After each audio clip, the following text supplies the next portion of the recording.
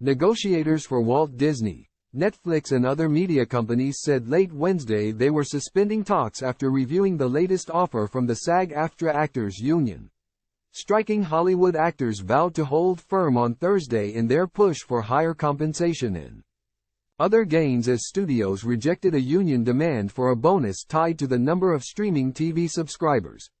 Negotiators for Walt Disney, Netflix and other media companies said late Wednesday they were suspending talks after reviewing the latest offer from the SAG-AFTRA Actors Union. The move dashed hopes of a quick resolution after a deal with film and television writers. At picket lines on Thursday, actors said they were disappointed that talks had collapsed but would continue pushing for pay increases, protections around artificial intelligence and other workplace improvements. This is the part of the movie where the hero gets knocked down and you think they're out, Jason George, a member of the SAG-AFTRA negotiating committee, said outside Netflix.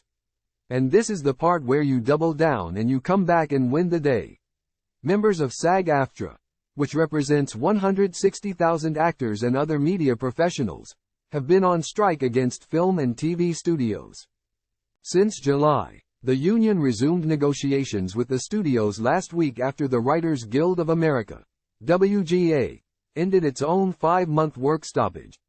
The two sides are at odds over actors' desire to benefit from the success of shows and movies on streaming services, such as the residuals that actors received during decades of broadcast television and reruns. SAG-AFTRA had initially asked that cast members receive a share of streaming revenue but changed the proposal to a per-subscriber bonus.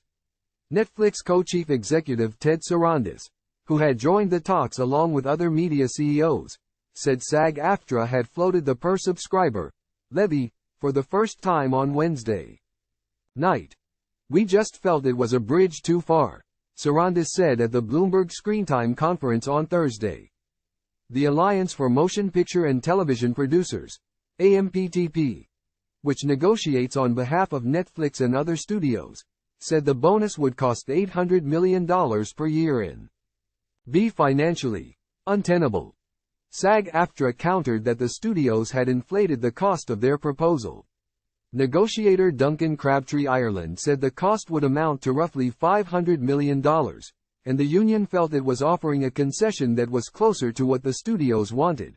"I really hope that maybe this was just one of those blips in negotiations," Crabtree Ireland said. "I really hope that calmer heads prevail amongst the CEO group and that we're back in bargaining with them as soon as possible." Actor Michelle Boyd said she was still optimistic that a deal would be reached and was buoyed by the crowd that turned out to picket on Thursday. "It was such a good turnout today, and I think it's really good to show the studios that we're not going away and we're not going to quit," she said.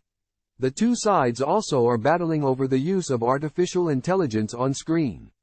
Actors fear they will be replaced by digital replicas. The studio said they offered a guarantee that would not be done without consent and compensation. "We just want protection so they can't use our face in perpetuity and continue to make money off my face in perpetuity without ever having to pay me again," said actor David Stanborough.